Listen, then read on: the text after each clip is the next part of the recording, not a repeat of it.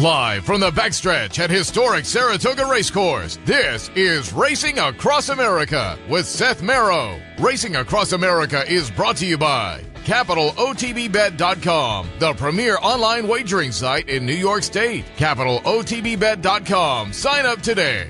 Pennell's Restaurant, a Saratoga tradition since 1922. 284 Jefferson Street, Saratoga, just minutes from the track. Thoroughfan, giving the fan a voice. Find them at thoroughfan.com. Woodbine Racetrack. Pick, bet, and cheer on world-class horse racing north of the border. And the new Capital OTB mobile app. Wager anytime, any place, anywhere. Download it free from the iTunes Store or Google Play.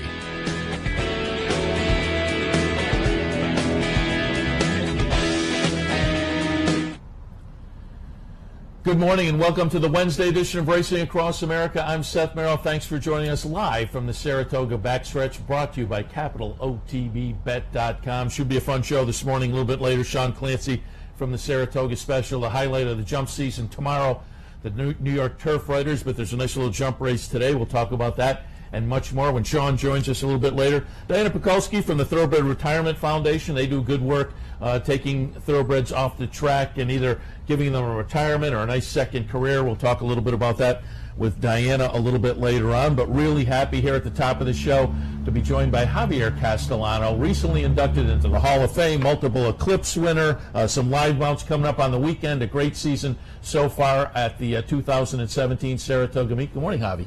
Good morning, sir. Thank you for having me. Thanks for stopping by. We appreciate it. We appreciate it also. You were down at the beginning of the meet, down at the Clubhouse Racebook in Albany for the PDJF event. We appreciate you stopping by there. My pleasure. Let's talk a little bit about, first of all, mentioned it, you recently inducted into the Hall of Fame. I'm sure that's a highlight of the career. Talk about that afternoon and what it meant to you. It's a great moment. I've been working for many years to get to that level. I'm very fortunate to be in that spot with the best jockey in the country, to be in that level. Be very fortunate, a lot of opportunity, and I've been very thankful. A lot of people, they give me a lot of opportunity to ride the best horses in the country and to be in that spot, and I've been very thankful. They say you get a replica of the plaque. Have you gotten that yet? Yes, I got it already, and the same day they give it to me, and I hold it pretty tight and I don't let it go. Just enjoy that moment. What are you going to do with it? I want to put it in my office. It's something really, really special. I can run to enjoy with my family, everybody, hopefully in the future, my grandchildren. Bring us through the beginning of your career. How did you get into the game? My father was a jockey for 25 years in Venezuela. That's where I'm from. I started riding my career in Venezuela for a couple months. I moved to my tag to South Florida, called the racetrack in 1997, 20 years ago. And I rode for 3 years, 1997 to 2000. 2001, decided to come to New York and try to establish a little bit in the winter. I rode 2001 through 2004. In 2004, I stepped up at another level. I felt that way because I find the horse goes up and he put me a little bit in the map. I won the Breeders' Cup Class in 2004. And then after the 2004 and 2005, in January 2005, decided to back and forth, spend the winter in South Florida to ride with Top Colony and the Summit too, and right here in New York. Was it a big decision making that move from Florida to New York initially? It was a little bit because, you have to compete, you have to be a little business, you have to be involved a little bit to keep going your business. And it took me a little bit to get to the level where I are, and very lucky. Does your family now go back and forth with you during the seasons? In the beginning they did. My kids now, they start grow up a little bit, and it's hard to move the school to another school. Sure. And we decided to stay in New York all year round, and I just to go in the winter for a couple months and come back. So do you make some trips back and forth during the winter? Yeah, that's one of the tough parts about, but it is kind of a nomadic lifestyle. If you want to follow the best racing and get plugged in to the best horses, you kind of have to make those moves. That's correct. So it's part of the job. Also wanted to talk to you, this was interesting. We do a handicapping show in the afternoon, and it was 2 months ago maybe I was in during the afternoon, and we've got 4 tracks plugged in, and I'm kind of handicapping all of them. And I look down, and there's a guy who's kind of getting off to a good training career, and it's Abel Castellano. And I said, I think that's Javier's brother. And so during one of the breaks, I typed in, I said it is. And his first, I want to say his first day, he won like 2 out of 5 at 2 or 3 different tracks. So he's off to a nice start at the training career. The good thing, I mean, unfortunately, my brother, he had to retire his career. He rode for 15 years. And unfortunately, he fell off the horse. He got concussion. That's one thing about this game, It's very unpredictable. You never know what's going to happen the next day. And unfortunately, he fell off the horse. He got hurt and not able to come back again to ride horses. He had to decide something in his career. He support couple owners. They give you a lot of couple horses. Now he started Delaware, his career, to train him. The good thing about jockey, we learn a lot because we every single day in the morning gallop horses, and we learning from a little one every single training. And I think he very fortunate to ride a little bit in the winter. He learned through all the top training in the country and how they proceed, how they work every single morning. The horses, we gallop horses, we breeze horses. We see every single day how the horses they perform. And he helped to fund a little bit the foundation to move to the new career. And he's doing so well. The first day I was nervous because I don't know what kind of expectation it's gonna be. It was a great performance. He rode 7 horses. He won 3 races the first day. That was great. Yeah, as I was watching that first day, good I thought, for him. this is good. Have you had a chance to ride for him yet? Yes, I did. Actually, Saratoga last week, I rode the horse for him and finished 5th, the horse. I think I'm kind of a little trouble, a little bit blame to the jockey. He didn't roll good race. Very good. Let's also talk a little bit about, I had Johnny in here, Johnny Velasquez, the other day, and I asked him some of these questions, but I'll ask you as well. I'm just curious the nuts and bolts of the game. A lot of the people who are watching us during the Saratoga season are just getting into it, and they're not familiar with the game, and I'm always curious kind of some of the background stuff. During the day, you maybe ride a couple of races, then maybe you have a couple off before you have to ride again. How do you fill your time in the jockey's room? We have a little short time. We don't have too much time to do it. We always try to be focused every single one, every single races. We handicap it, and we try to watch the race. We not in that race. We watch to see how the horses they perform, how the track he playing that day, if the speed hold, what kind of horses they come from behind. We try to pay attention a little detail when by the time we go over there perform, we like to find the best result we can.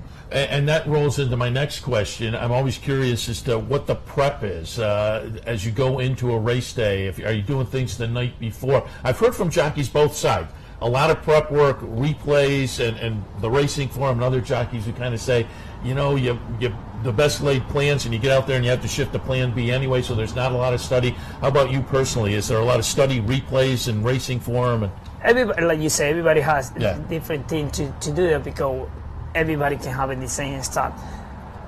My style, I always try to read the phone, try to handicap it, and try to recall a little bit couple horses I rode in the past, and just a little tip. Sometimes you forget and you refresh your mind. You go to the replay and watch the replay how the horse he performed the last time, and sometimes you catch up a little tip. Oh, that horse I could have gone this way, I could have gone that way, and refresh your memory and you put it back together. Maybe hopefully you can find the best result. Of course, I agree with you. As soon as I open the gate, we have some plan, but sometimes open the gate, you have to go with the flow. And I think that the best thing, you see your best judgment, the best you can. That's why you always have 2 plans, plan A, plan B, and sometimes plan 6. Sometimes you have to go for it. And so fold that into a little bit about how important experience is. Clearly, you're a very talented guy, but part of that talent, I'm assuming, is just to be somebody who studies the game, and I think that the top riders to me all bring in a level of experience, and you can see it in some race rides where when I had Johnny in the other day, I pulled up a replay where he squeezed through, and I think that's experience where when you kind of know your horse has the the bravery to kind of go through and make that move. How much does experience play into your talent level? A lot, always help. You know, when you have a little experience, you know the horse, how they perform, you always put it together and hopefully you can find the best result. You take advantage, of course, you've been riding for so many years, you know how the track is playing, how the jockey, that way he ride, you have to study every single jockey, how they start too. And I think in the key you have to pay attention, like anything else, pay attention, be focused, and try to do the right thing. You just can have the best result. Yeah, and again, you've had a great career, a Hall of Fame, multiple Eclipse winner, and let's talk a little bit about some of the races that we've seen recently, and we'll tie in some jockey talk with that, but I also want to talk about this weekend, obviously, the Travers Cloud Computing. We pulled up a replay of the Preakness. Cloud Computing is going to be the number 2 horse in here, winning over Classic Empire. Talk a little bit about the performance in the Preakness with Cloud Computing, who at this point was fairly lately raced. I mean, we came into this one, this was what the Preakness was the 4th career start off a 3rd place finish in the Wood Memorial. This was your first race, your first ride on him as well. Talk about a little bit about Cloud Computing in the Preakness. Well, I have a perfect dream, you know, perfect trip. That's what I was looking for, and I was right behind the 2 best horses in the field. It was always dreaming in Class Empire. I just follow it, keep tracking, and turn for horn. You have to ride a little bit, and the horse he encouraged a little bit. And then when the horse he switched lead in the right time, the right place, the horse he start running, and I like the way he finished. He's a very powerful horse. I think Mr. Brown, he did a really good job with the horse, and give me a lot of confidence to ride the horse. He told me, forget about the past, the horse, and look, start fresh. I think the horse is gonna perform good, and let's focus, try to ride the best he can in the race, and we have a great result. And when you get a horse like that, particularly at the highest level of a race like the Preakness, is that a different experience than having raced a horse before? And did you work the horse in the morning, or how do you learn what the game plan is going to be with that horse? Do you just trust the trainer to inform you? Couple things, you put it together. You know, it's like I worked the horse one time. I watched the replays. I spoke to Chap a few times. We went through to the field. We went through to how his career, the horse, how he performed the last couple of races. We try to find the best, you know, scenario to find the best for the horse, and I think we find it. Yeah, you absolutely did in the Preakness, no question about it. Now, the Jim Dandy was a little bit of a different story up here. Jim Dandy, he faded a little bit late. Is he going to benefit from that race over the track? I think absolutely, because you can see it's not only him, almost the rest of the field. Yeah. We all fell. When Turner for home, all 3 top horses in the field, we struggled to get to the wire. I think the track has been very deep lately, you know. And in the beginning, now the track and field playing more fair. I think those horses, they don't get used to ride this track. My horse, it was the first time here. I think it took a little while to get used to the horse, and I think we passed the test basically, and I think we're looking forward for the next race. And you mentioned in the Preakness the switching leads. That's always a question I have too. Do they switch leads on your cue, or do they do it on their own, or is it a combination depending on the horse? It's all depending on the horse. Every single horse has got different style. Sometimes horses, they give it to you. Sometimes you have to help a little bit to move forward. And sometimes the horses will do it like this. Some horses you have to help a little bit to swiftly in the right time, in the right place. He give you another year, you know, the horse to finish. Sure. Finish well. Yeah, and I'm always curious about that, because some horses do and some horses don't. And some horses do when you want them to and not. And it seems like you guys have to help sometimes more than others. Sometimes you have to help, absolutely. I wanted to pull up a couple other races from just recently and ask some jockey questions on these as well. I want to go back to the Skidmore just a few days ago.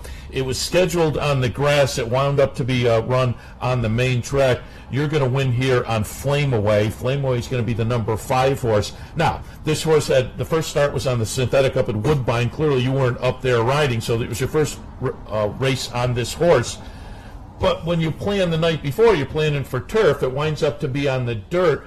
Given that it wasn't a horse you'd ridden before, was there a lot of change up in your plans? But normally in these kind of situations, when you're planning to go on turf and it moves to the dirt, do you really have to kind of switch up your game plan? Absolutely. You have to change everything. You got to start over because you prepare. They call for rain the day before, and I play my game, a little bit. What happens if the horse off the grass? He never been in the grass. Maybe the horse crash. I don't have to start it, but you learn it. You go through the process. And more you read it, and more you study yourself, always gonna help you. And I think that's what happened with the horse. I mean, he come out off the turf, and they try in the dirt because he had well pedigree in the battle, and he liked the sloppy track. It was great result. And that was a sprint on the dirt. I believe you have a ride in the John's Call this afternoon at 1 5/8 miles. I had Kendrick Carmouche in here the other day and asked him if that's hard, if you have to have stamina at a mile through, because you guys aren't sitting down on the horses. You're standing on the balls of your feet in those stirrups. And so I said to him, do you have to have a lot of stamina? And his answer was, you know what, the longer ones are maybe easier than the shorter ones, because the shorter ones, you're working the whole race. What's your feeling about short versus long? A lot of patience. You have to ride a lot of patience. Being focused, and remember, the jockeys, we are one of the best out there I can see, because we have to lose weight, and you have to be strong, and you have to be strong to ride the horses, basically. And every single athlete in the world, you have to eat well, you have to go to the gym, get muscle, get strong to perform. We can't do that because we have to be allowed some way, and you have to not to eat, be strong, and it's tough to do that. And especially in the long distance, you have to be in good condition to do that. And we race it every single day. I think most jockeys in they're really good shape. I don't think it's not kind of bad at all. Is the diet a tough part of the job, or do you just get used to it? It's hard because you get used to it, but at the same time you have to be disciplined to maintain your weight for many years, and it's hard to. That's the hard part in our game. You sacrifice, you have to work a lot of horses in the morning, not to eat well, and a lot of work in the short time, and try to perform, ride a lot of horses in the morning, especially in the afternoon. I ride 8-9 horses. By the time of the day, you get tired, you get a little. Is it tougher up here because you go to these charity events and they got the big buffet laid out, and it's like, oh man, they're tempting me here. Yeah. Yeah, that's right. Let's. I wanted to pull up one more race, and again ask some jockey questions here as well. I wanted to go back to the Troy. I was surprised that this horse paid the $5 that it did, and some handicappers in the morning didn't love Green Mask as much as I did in the Troy. But we're going to see on Green Mask here, the number 4 horse in the Troy, wins it by a chart margin of just under a couple of lengths. First, before I get to the nuts and bolts side of the question, is Green Mask just a monster? It is. The way he does it, it's unbelievable. I think for any circumstance we get some good click together, and the horse, I fit perfect the horse, I get used to with the horse, and we have a great combination. Every time I ride the horse, I think it's the first time I rode him in Georgetown, and it was like that, boom, like, we know each other for a long time. It was amazing. He's cool horse to race. It's cool horse to the way he performed, the way he handled the turf. It's great. It's good to horse to ride. Very fortunate to ride a horse. Stringing together the triple-digit buyers as a handicap. I just look at that, and he looks like a monster. And I'm hoping maybe they bring him up. We're going to be up Woodbine Mile weekend, so I'm hoping maybe a race up there. We'll get to see him again because he'd come out of the Woodbine race, Queen's Plate weekend that we saw you up there with when we were up for that. And just before I let you go, I'll tie back into the Green Mask race. As handicappers, at least me personally, but I think a lot of others were like that, when the turf sprints started to show up, it was tough for us to handicap because we didn't have enough of a database. It was kind of new to the game. Now there's turf sprints all over the place. But as riders, did it take a while to get used to that kind of new aspect of the game, the turf sprints? I think you need to have the right horse, because you need to fast horses for 5.5. You have to, boom, be in the gate. It's quick, you have to break out of the gate and get a good spot, get a good condition, boom, and go from there.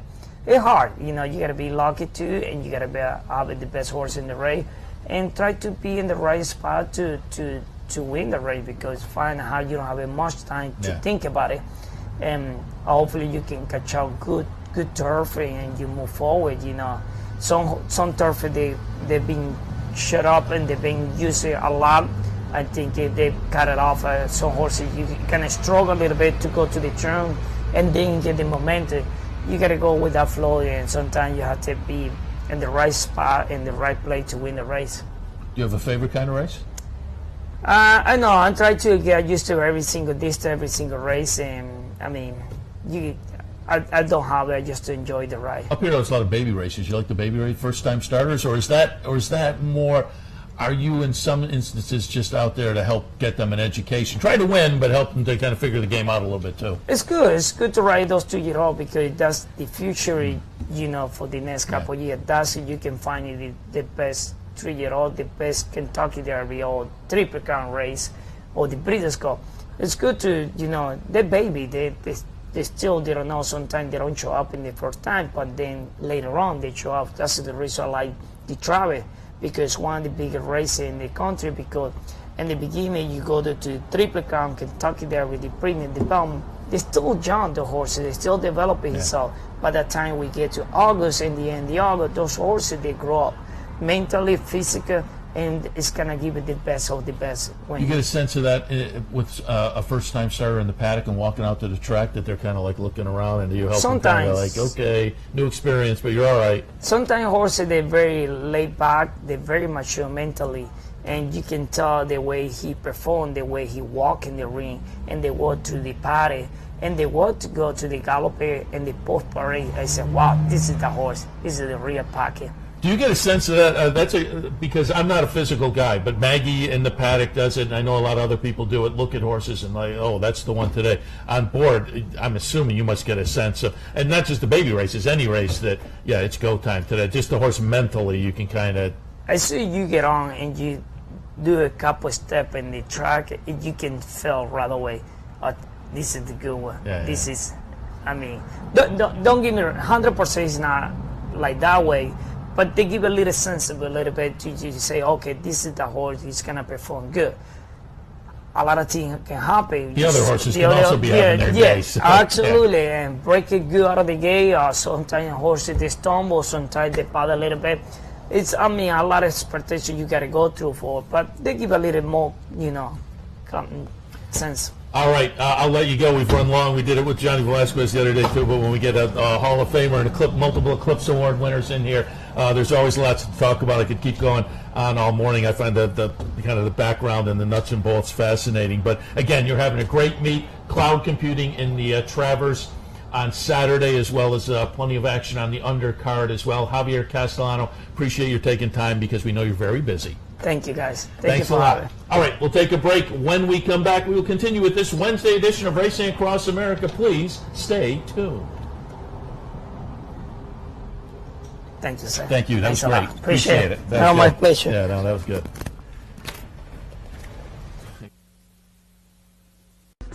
Whether you're winding down from a day at the track or gearing up for the night, celebrate summer with live music, fabulous food, and the best happy hour in Saratoga. The Diamond Club at Embassy Suites, where the world meets in Saratoga. Nighttime thoroughbred racing is back at Capital OTB.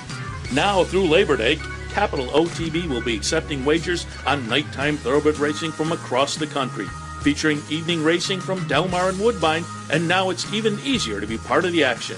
Simply log on to CapitalOTBBet.com on all your digital devices, or use our newly designed mobile app. So even when the sun goes down, thoroughbred racing continues at CapitalOTBBet.com. Log on today. A huge race on the outside, but it's Ferdinand and Alashiba nose and nose to the wire. Good chase coming on the outside. Alashiba going to get there at the rail with Ferdinand. Alashiba has won it by a nose. No matter where in the world you are, the excitement of wagering on horse racing is just a click away. CapitalOTB.com offers live streaming, past performances, race replays, our virtual tote board, analysis and selections from professional handicappers, and a simple, safe, and secure wagering platform. And best of all, you get track prices. Going on now, it's Bet 50, Get 50. Simply open a Capital Bets account, bet $50, and get $50 cash back. CapitalOTB.com. Log on today. Hey race fans, head down to the all-new Clubhouse Racebook and get in the game. With live horse racing on more than 250 flat-screen TVs, state-of-the-art wagering terminals, fantastic food and drinks, an amazing Vegas-style atmosphere with seating for nearly 900 of your closest friends. Conveniently located at 711 Central Avenue, right off Exit 5 of I-90 in Albany, the Clubhouse Racebook is the better choice. Relax with a signature cocktail or one of our world-class wine selections while enjoying indoor or outdoor dining for lunch and dinner. The Diamond Club at the Embassy Suites, winner of the 2016 and 2017 Wine Spectator Award of Excellence. This is Racing Across America with Seth Merrow.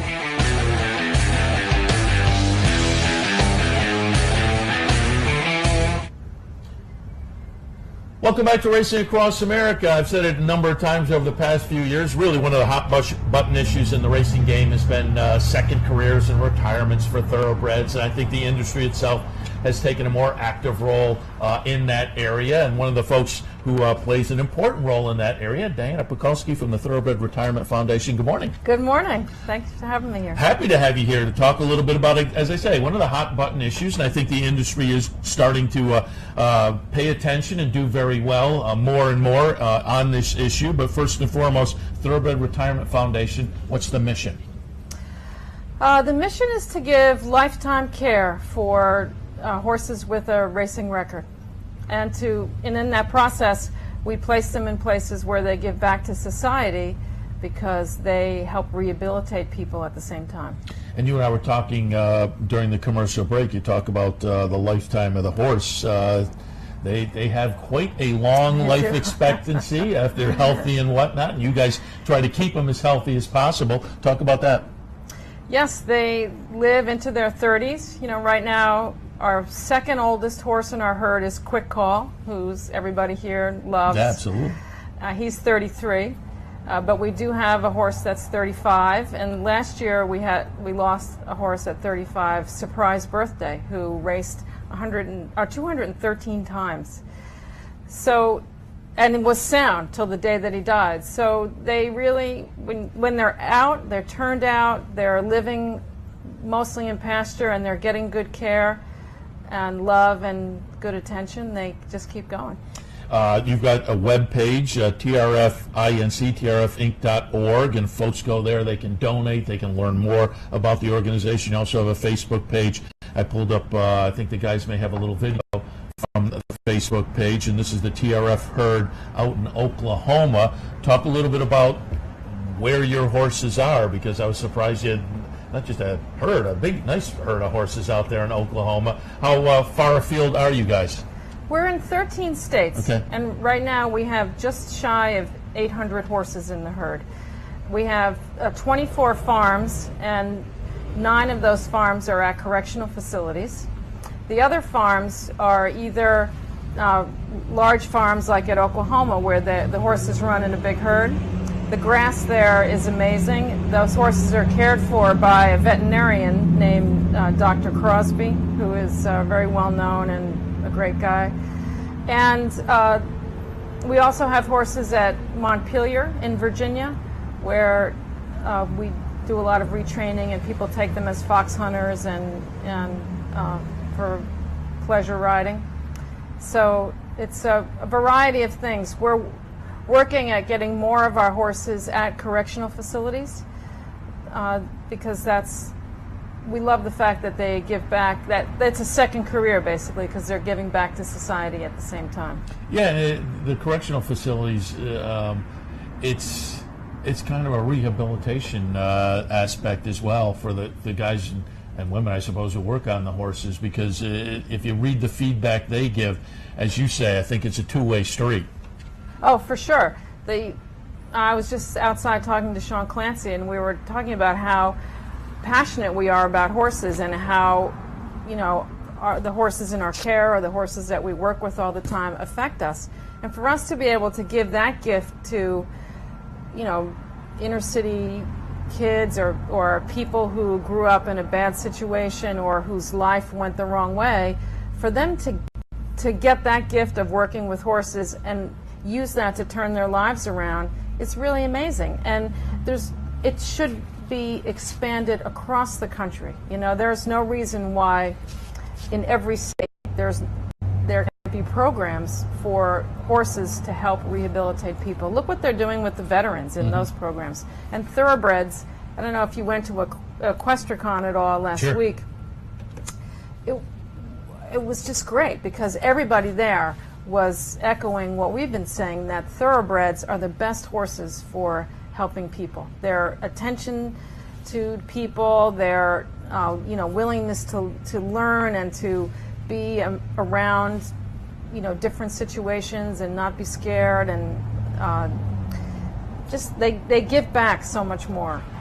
Equestricon Aftercare was a big part of that. You were on a panel, right? Yes. Talking a little bit about some of those issues. There was also, and I pulled up a photo, I think it was from the TRF Twitter feed. I was on a bunch of Twitter feeds yesterday. I think it was of Dr. Patty Hogan, who gave a nice talk. We had Rick Schosberg in the other day, part of the New York Thoroughbred Horsemen's Association. They pay attention to the aftercare issues. But it was a nice talk given by Dr. Patty Hogan on this issue and how horsemen maybe can be a step ahead of the game and be proactive in retiring their racehorses. That is huge. If the horse comes to the TRF or to any one of the other programs and they're sound, even if they need time off or maybe they need a chip removed or they need to heal a minor injury, that's fine. And we've had horses who have been turned out for years and then come back sound to go on to second careers. But if you can get them before their joints are really worn out and the arthritis takes over, then we can always move them on to a second career. So it's true. And again, we pulled out some other video from the Facebook page. We have a horse going over some jumps here, and it is a combination TRF. The game plan, I'm assuming, we saw the herd out in Oklahoma, and we'll see the jumper here in a second. It's a combination of a nice retirement, but maybe even better yet is the second career kind of situations. Right, because there are how many thousands of horses that need, race horses that need homes now, and then, the TRF has now been doing this 35 years. So there was a time when we had 1,300 horses in our herd. So we want to be available and flexible for more horses, especially as the funding increases and the industry gets more involved in it. So you want to get as many horses into second careers as possible to make room for more. And again, that's an issue the industry is focusing on more and more. And I was at Equestricon, I'm pretty sure it was sometime in the last week, I think it was at Equestricon, talking kind of about this issue. And I guess the show jumping field is getting more and more into thoroughbreds. I was told it was thoroughbreds, then it went to another breed for a while, but thoroughbreds are getting back in favor there now. Yes. When I was showing jumpers and hunters, everybody was on thoroughbreds. And then, I don't know, somebody, I guess with some good marketing, got warm bloods in the place of thoroughbreds. So most people are still riding warm bloods, but now with the incentive programs that the Jockey Club and NYTHA have put together, and there are some of the other rescue organizations or retirement organizations have special thoroughbred shows. So they're getting more people riding thoroughbreds. And the truth is, once you've really ridden a nice thoroughbred, you don't want to ride a warm blood. Yeah. So it's just convincing people, real riders ride thoroughbreds. Is that a bumper sticker? That is. Or it should be. Don't they do a big show like that down Laurel, is it? Somewhere down in Maryland? Well, it wasn't Pimlico for a while. Oh, it could be in Maryland, yeah. Also went to the Twitter feed, and I have to ask you, I pulled up this, there was a picture of you and the rest of the TRF gang, because I guess you had the community booth, which Naira does over there nicely, gives it over to a charity every week. With the moose. And that was my question. Who's the moose? What's that? Where have I been that there's a moose walking around in the racetrack? It was probably, it might have been we were still living at it was probably 10 years ago.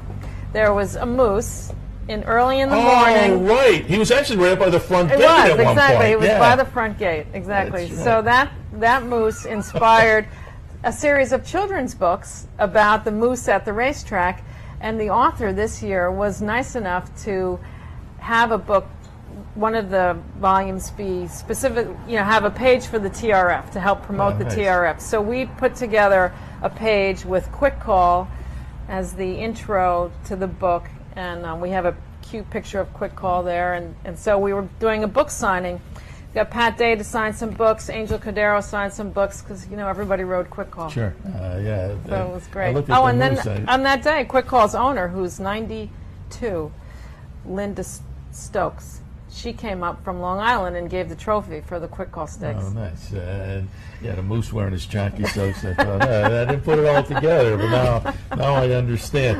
All right, again, folks can visit the website, and there's a place to donate there, but I wanted to also push, you have a charity event that comes up, really kind of a popular charity event, and I actually think we have a graphic of that coming up, the 5K run, which comes up on Saturday, September 2nd. Fill us in on that. So this is our 8th year doing this 5K run, and we do it in the state park, and it's really fun.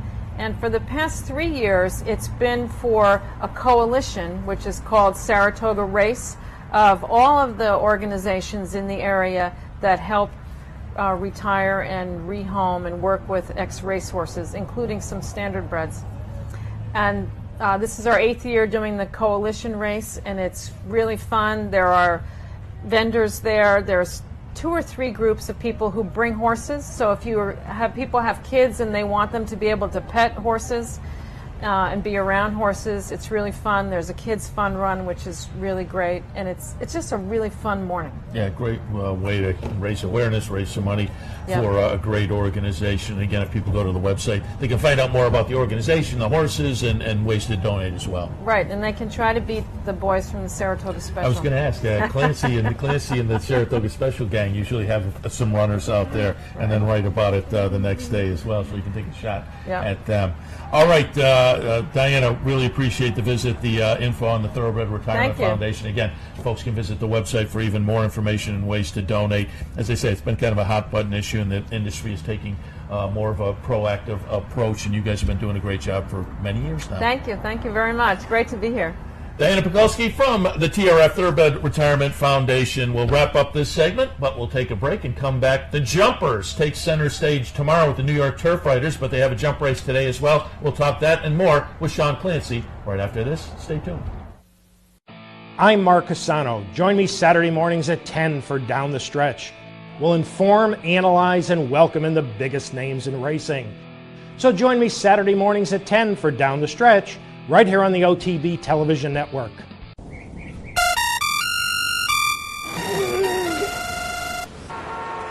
Come on. I want sales reports on my desk by Monday. Whoops. My bad. Love racing? RTN brings you every live simulcast on your home television, plus live video streaming and race replays on your PC and mobile devices. To order, visit rtn.tv. RTN, a breed apart. And it's the filly winning colours. Gary Stevens going to the whip left-handed. Just one crack though. It's winning colours. Turning in an absolutely outstanding performance. We're looking at one exceptional filly. Now it's a global series. The best racers from all over the world, the best trainers, the best jockeys. You can get a free entry into the Breeders' Cup, and everybody wants to run in a Breeders' Cup race. You get your travel expenses paid for the Breeders' Cup. Automatic berth takes a lot of pressure off. If we're considering 2 different races, and one was a win and you're in and one was not, that would be the tiebreaker. It's probably the best thing that's happened to racing in the last 10 years. Breeders' Cup Challenge, win, and you're in. No matter where in the world you are, the excitement of wagering on horse racing is just a click away. Bet any place, anytime at CapitalOTBBet.com. And be sure to download our new mobile app from the iTunes Store or Google Play.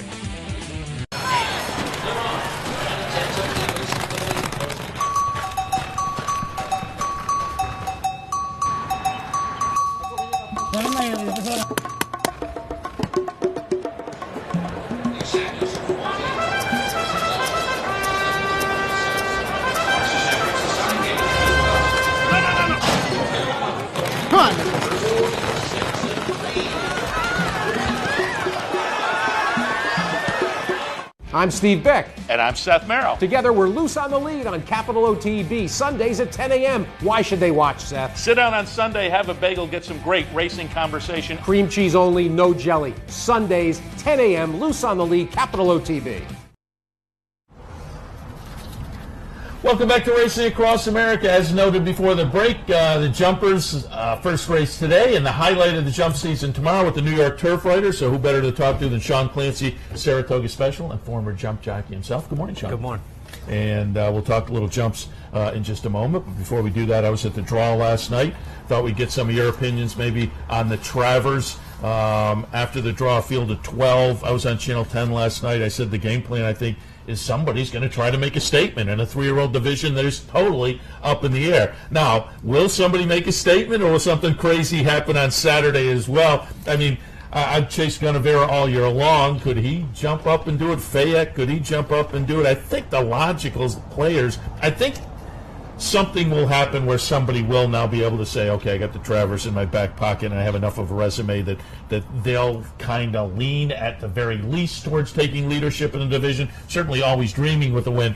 Clearly takes leadership with the Kentucky Derby also on the resume. But just some early thoughts from you on the Travers on Saturday. Oh, I'm with you. I mean, we're just waiting for somebody to step up, and it's hard to know who it is. I think most of them are just kind of beating each other all year. Is it one of those years that somebody actually does come out of nowhere like an Arrogate last year? I mean, last year, remember, we were kind of sitting around going like, man, we were like dreaming up cases for horses that, this is going to be their day. But maybe it's time to look for a horse that hadn't really had that moment to step up and now would. I mean, I think, a horse like West Coast, does he step up? I mean, obviously it's Baffert, Mike Smith, California, so it's a little bit, are you just following last year's, explosion of Arrogate? I don't know. I mean, it's hard to see one of the other ones just stepping up and really breaking out. Good Samaritan maybe. I mean, if he improves off that Jim Dandy, which we've seen Bill Mott's horse improve year after year, and especially going a mile and a quarter, is he the type of horse that could? I don't know. It's a fascinating race. I mean, there's been years when you're a little like short field, kind of maybe even a dull Travers. This year's unbelievable group, and really you wouldn't really be shocked by anybody. And I'll ask you, you talk about a good, intriguing big field, and part of that was the odds. The morning line favorite at 7-2, the Derby winner at 6-1 on the morning line. And I said earlier, it's not going to surprise me if odds-wise this plays out a lot like the Alabama last Saturday where the favorite was 4-1. I think the betting public, I don't, West Coast I think could take some action, Tappert perhaps, maybe Good Samaritan, but then looking at the complexion of the whole field, I think the betting public is going to have trouble kind of deciding like they did last Saturday. No, exactly. And when you have a horse like Gervin and McCracken, I mean, he wins the Haskell. He's 10-1. McCracken's 12-1. Got beat a nose in the Haskell. Fayek's got some, he's a really talented horse stepping up. I think it's a fascinating race. Yeah. It's one of those races. I mean, I love to bet, but sometimes I'm just, I'm scratching my head trying to have a bet. I just go, wait, you know what? I'm going to stay out of it and just watch the race. In this race, as a spectator, a racing fan, just stand back and watch it. Sure, have a bet if you like something, but the tactics of the race and who's going and what they're going to do, it's just a fascinating result. And for the folks playing the horizontals, good luck. Yeah, exactly. Because this one, although Songbird might be a free square. I don't know. Yeah, I mean, she's obviously very good. You'd have to. I mean, if you got to go so deep in some of the other races that you have to get. You have to somewhere. You have to single somebody. But the undercard is Songbird, Dreyfong, and Mind Your Biscuits. The undercard's going to be crazy too. Yeah. No, it's they made this the spectacle. The festival, the big the day at Saratoga. Is it for the Saratoga Special? Is that your busiest day? Oh yeah, we got to do all the previews beforehand and then do all the recaps on deadline. So. If you want to combine proofreads and pages about 1, 2 in the morning, come on by. We'll be there. I drove up the street the other day and saw your sign. You're right in that garage across the street store. now. Yeah, it's the old feed store next to Fezzi Tipton. So is that working out? You're looking. Oh, it's great. It's a great spot. Because you're like walking. Yeah, it's literally walking distance. Yeah, it's a great spot. Yeah, and I'm also curious: is the workload ramped up because you're that time of year where some of the interns, I'm imagining, are starting? Yeah, I'm hoping. I think they're staying through Travers, or I hope. They haven't told me otherwise. And Tom Law, he handles most of that, so I'm thinking they stay through Travers at least. And then the last week, they're all back in school, and we're back running. Joe, Tom, and I are doing previews and see if you can call some of the veterans, Gabby, yeah, exactly. Travis. They're too famous now. They're too famous. I can't get them to do anything. They won't even stop by and bring us a box of donuts or or wave as they drive by onto their next next step to stardom, right? And you got a good class in again because nice work in the Saratoga Special every day. Again, always tell people to pick it up either on track or around town or online as well at thisishorseracing.com. No, exactly. All right, let's jump into the jump action today and tomorrow. It's the Walsh today, the opener this afternoon. I pulled up I'm just checking here to make sure. Yeah, I pulled up the Kaiser in here because we have Moscato who's going to run second behind Showcourt. I put Moscato underneath. And again, we're watching the Kaiser here. Showcourt's going to be the number 4 horse, but Moscato is the number 6 horse. New Member ran a good race, but we talked about this a couple of weeks ago when the race was run. They got to change the rules. New Member got disqualified and he will be the horse that runs third here, stepping inside one of the cones, but just barely did it and got forced inside. So I would like to see him tweak that rule a little bit. But again, Moscato off of that race certainly will attract some attention. I went in another direction here. I used Maya Fleet, who couple of wins and a second place finish in 3 jumps races so far this year. I think he has a good stalking style, but so does Moscato. I also think Wigwam Baby for my man Jonathan Shepard is going to be very intriguing in here off a good effort last time. But what are your thoughts on this afternoon's race? Well, I just got a note from my brother saying Wigwam Baby's actually scratched. Oh, okay. So we can take her out. Well, as the Shepard guy, that makes it easier for me. So that's easy. I like New Member. I thought he had a rough trip, and I like Moscato. I thought both of them were kind of compromised by their trip. Moscato just saw daylight the whole way the other day. I mean, he just was doing too much. I thought he was doing too much every step of the way, and I thought New Member ran pretty well. They need to hang on to him a little bit longer. He's going 2 3/8. It's kind of stretching his stamina, but I think if he's breaking on the inside, which I think is really important in these races. I talked about the other day. I mean, when you see these horses just have without cover, it's just like the flat races on the turf. If you go around the first turn out there by yourself and wide, the horses seem to do too much. I thought Moscato did way too much the first week. He needs to just get in a little bit and find a little cover. And I thought New Member, I think he'll get a great trip from the inside. Darren Nagel's riding great at the meet. He's been able to just kind of maneuver and find good trips. I think he'll do it again. I think he probably learned enough the other day with that horse. And I think especially with him, this is his second start in America. Maybe he's a little, more tuned up, more, kind of ready for it than he was then. Maya Fleet's a good horse. I'm going to take a stand against him just simply because he hasn't run since May. He hasn't come to the racetrack and run. Now, having said that, he's got good flat form, which always goes a long way in these races. He's dangerous, but I don't think you're going to get any value, so I'm going to try to beat him with the Fisher entry, probably just stick with those two. Do you agree with me, though, on the New Member thought that and for folks who don't remember, it was on the backstretch. I don't know, was it the last time down the backstretch or the time before that? There's no fence. If there was a fence, he would have bounced off the fence. But the horse on the outside kind of pushes him just inside the cone. but in a fashion that didn't give him any advantage. And so I would like to see maybe Stewart's discretion there. Yeah, it was hard. I mean, he went off course. I mean, technically he went inside the beacon, so it's almost like you have to take him down. I thought he was forced off course. I mean, I would have taken down the other horse. I mean, if I was a steward, I think I would have taken down the other horse and placed him behind New Member. I think he would have had to disqualify New Member because he went off course, but I think the other horse that bothered him should have gone behind him. It wouldn't have helped you. I bet New Member. I had the triple, I had everything. So it was a little disconcerting when it happened. But he definitely did go off course. You know, really the rule, you go off course, you go off course. Like I say, it didn't give him an advantage. No advantage. So on that, and again, if there was a fence, he just would, or a hedge, he would just would have bounced off, and it wouldn't have been. They call it the beacon. I didn't know that. Yeah, it's a beacon. Yeah, exactly. That's what the cones are. Exactly, and they're hard. I mean, horse is inside. The horse is trying to get up the inside. He kind of got there. The horse put some pressure on the outside. You know, horse just wavered a little bit. The cones are, they're not really. They don't really. There's no real. Reason to, it's not big, and it's not really to a horse.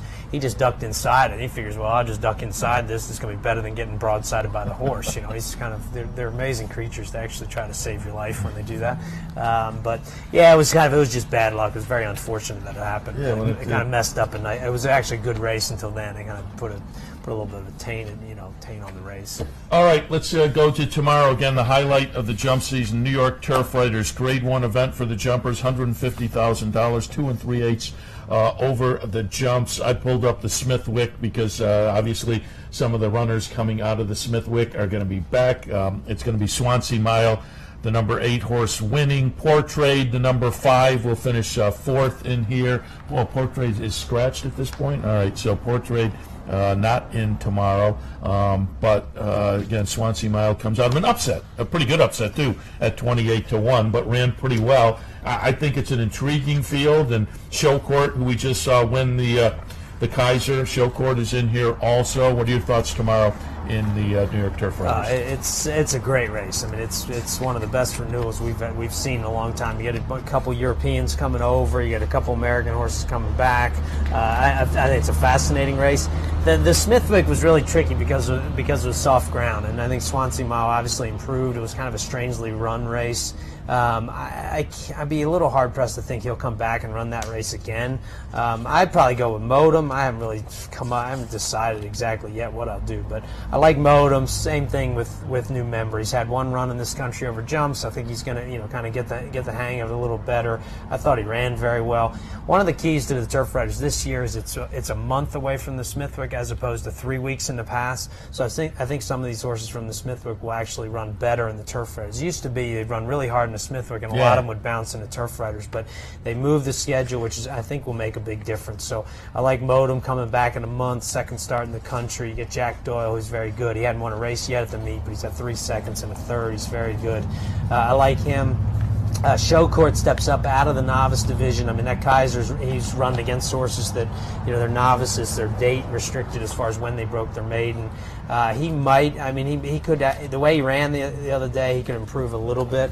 Arch King's actually contemplated the John's Call today, and then eventually opted for the Turf Riders.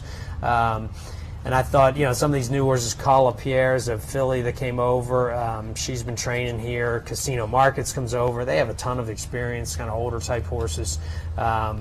They're good. Mr. Hot Stuff, he's a great feel-good story in our game. Ran in the Kentucky Derby, still going strong. Beautiful horse. Who you helped bring over to the jump game. Right. I bought him from Windstar for Jack Fisher, and he's been a lovely horse. A Grade 1 winner over jumps. He missed his prep here. He's supposed to run on the Smithwick. He got a foot they shot him right before the race. He came out of it lame. So he missed his prep, which doesn't really help you here. I'd like to see him with a prep. Mostly because Jack was planning on that prep. I think if a guy plans to come to the Turf Riders without a prep, I'm fine with it. But if you were trying to get the prep and it didn't work, I feel like that compromises you a little in a deep field. Three Kingdoms makes his first start here for George Weaver, flat trainer. Obviously, he's training the jumper for Colvin Ryan. Used to ride here as an amateur, Greg Ryan. And Coral Society's very good. He won the ratings race, a handicap, got a good trip that day. Danny Mullins flies over from Ireland to ride him. So deep race, I guess I would go with Modem, but I think you got to look for value. There's going to be some value on the board. I would look around and just see if you can come up with a little value. Coral Society morning line's 15-1. That would be a good price on him. He's a stake horse. I mean, he won the Smithwick before. He's had some issues, but he's a good horse. Shepherd has 2 in here. Yeah, Shepherd's good. I mean, I thought Alcazar de Maram, that's a big step out of the numbers of 2 earlier in the meet. I think that's a major step for him.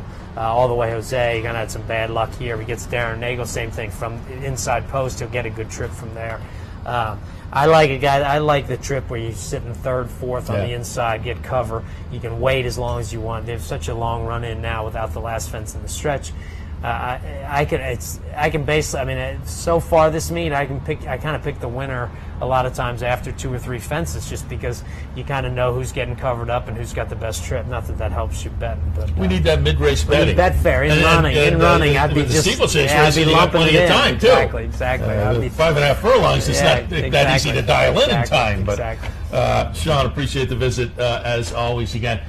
Pick up the Saratoga Special on track. Very easy to pick up, but around town as well. Or go to thisishorseracing.com.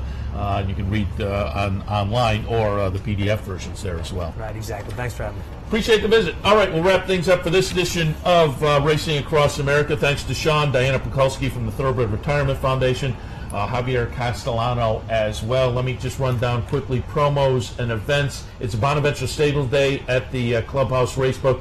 This is kind of fun. First 50 people through the door get a $2 bet on Leave 'em at the Gate. The Bonaventure horse running on the card today. So swing on down to the Clubhouse Racebook, 711 Central Avenue in Albany. Today is also a Win a Bet Wednesday down there. Tomorrow, the Woodlawn Branch. It is Fan Appreciation Day. If you're a patron at the Woodlawn Branch, swing on by. Give us our chance to say thank you to you for your patronage. We reset the bounty bet on Friday. Somebody picked it up last week with a $90 Pick 4 ticket. They picked up an extra $1,200 by winning the bounty. Congratulations to that player. But we reset on Friday the late Pick 4 at Saratoga. Coming up on Saturday, $100 Trifecta Challenge at the Clubhouse Racebook. Coming up on Sunday, it's a Pick 4 Sunday, and there's also a winner-take-all knockout challenge coming up at the Clubhouse Racebook. Again, 711 Central Avenue in Albany. Night racing throughout the rest of the meet through Labor Day. As long as Del Mar is racing, there'll be night racing on the network and on CapitalOTBBet.com. And the Bet 50, Get 50 promotion continues through the end of the month as well. All right, I'm going to wrap things up for this edition of Racing Across America. Enjoy the races this afternoon. Let's all cash a few tickets. See you back here tomorrow morning. This is the OTB Television Network, a service of Capital District Off-Track Betting.